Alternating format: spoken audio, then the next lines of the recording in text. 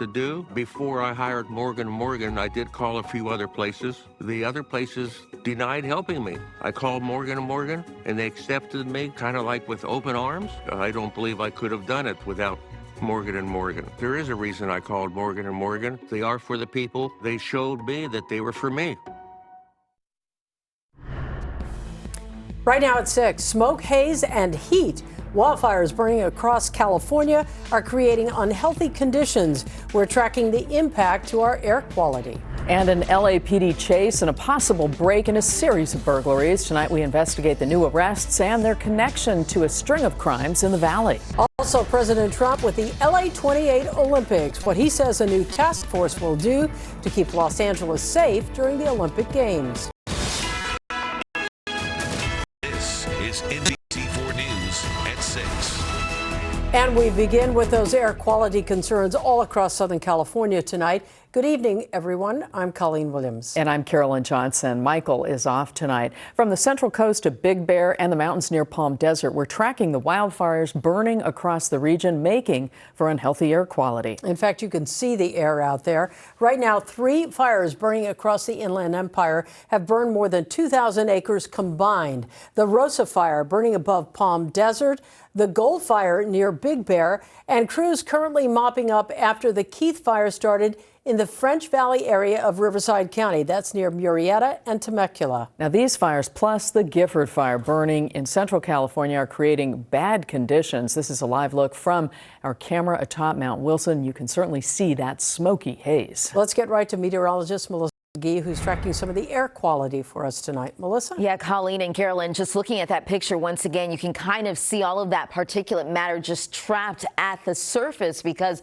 of, one, a stagnant air mass, and also because of the fires that we're currently tracking here. So I want to show you what's going on in terms of our local air quality. The San Fernando Valley, the air is moderate. Same thing for the basin, but this is where we have an issue. San Gabriel Valley, the air is unhealthy for sensitive groups. If you're young, elderly, or suffer from respiratory illnesses, and the IE tomorrow, the air is unhealthy for everyone. I want to show you what's going on. We've got a wildfire smoke advisory. This is for the Santa Clarita Valley, back across the IE, San Gabriel Valley, and the Coachella Valley included in that. But I also want to show you why. This is imagery, and this is a live picture right now coming in from Alert California. They've got cameras all over to monitor current wildfires across our region, and this is because of the Gifford Fire. You can see active flames and all of that smoke traveling from the north down to the south, affecting our neighborhood, which is why there's a major concern. So poor air quality remains. If you see the smoke or the ash,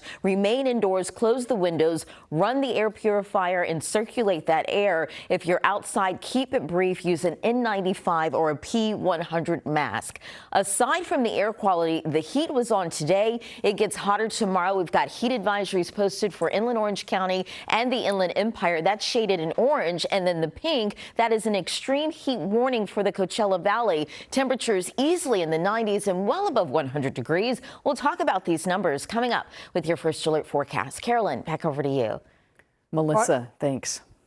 We will continue to track the air quality and warm up coming our way. If you haven't done so already, download our free NBCLA app to stay connected 24/7.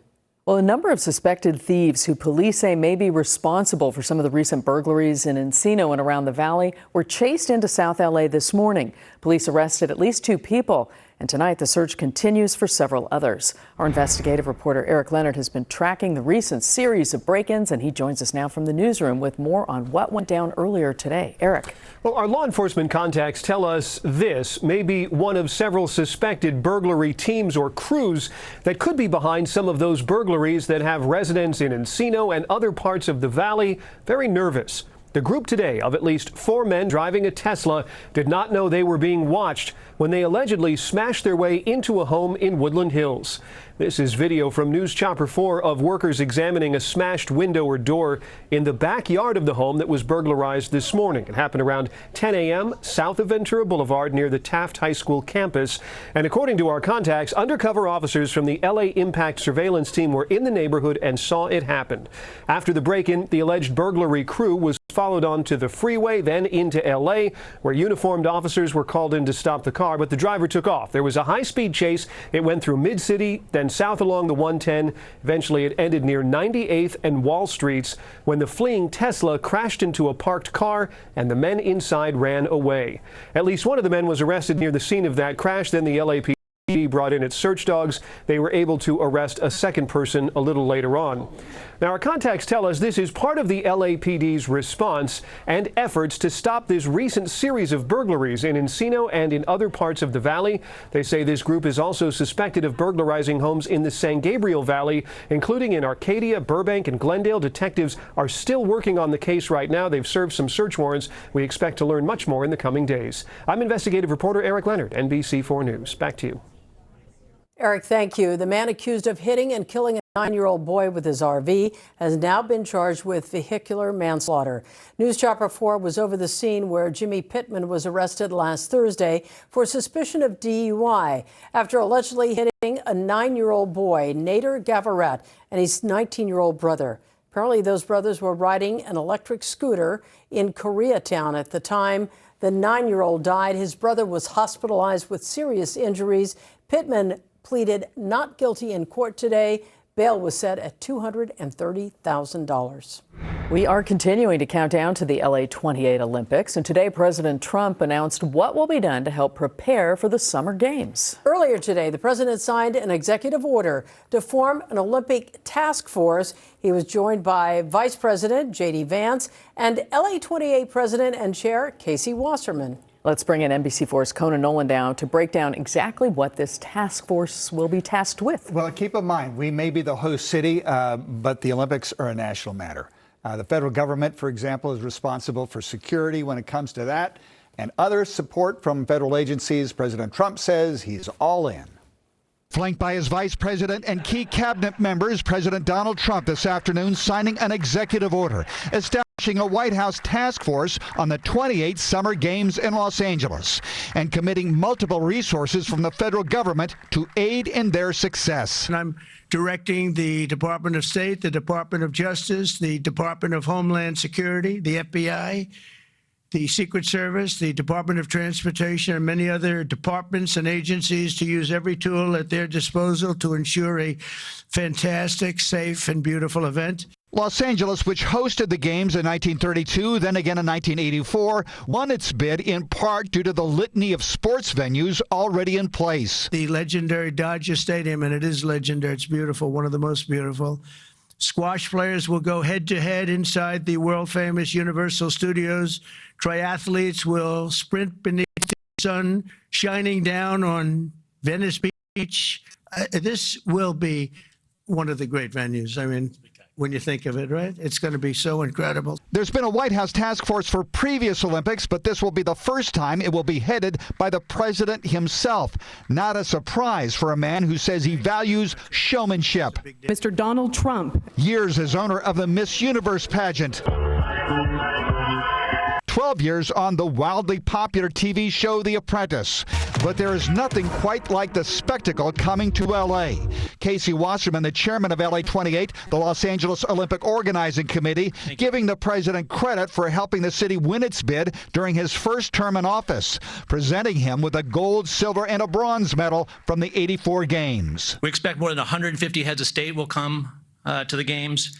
We'll host approximately 11,000 Olympic and 4,500 Paralympic athletes. We remain incredibly confident in our ability to deliver the greatest games ever, and that starts with the support of this administration every step of the way. Thank you, sir.